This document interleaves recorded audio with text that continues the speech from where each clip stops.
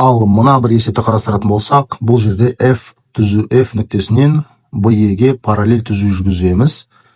Сол кезде BE мен f деп болатын болсақ, параллель, ол Фалес теоремасын қолдансақ, онда BF-тің f c-ға қатынасы тең болады E-дің TC-ға қатынасына. Дейміз да, 3-тің 2-ге қатынасы тең болады. Енді мынаны біреу x деп ала салайық. Ал мынаны 2,5 минус x. Сол кезде x-тің 2,5 минус x-ға қатынасы. Бұны қалай істейміз? Ортаңғы мүшелерін көбейтіп жібереміз. 2x. Шеткі мүшелерін көбейтеміз. Пропорцияның қасиеті бойынша 7,5 минус 3x. 5x тең болады 7,5. x тең бөлеміз 1,5-ге тең болады.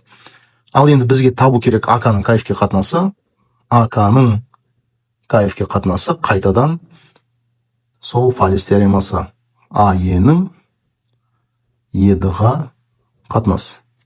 Сонда АК-ның КФ-ге қатынасы тең болады. АЕ дегеніміз 6, 6-ның X-ге қатынасы 1,5-ға. Екеуінде 1,5-ге бөліп жіберетін болсақ, онда бізде 4-тің 1-ге қатынасындай болады. Видео ұнаса, лайк басып, каналға тіркеліп қойыңыздар.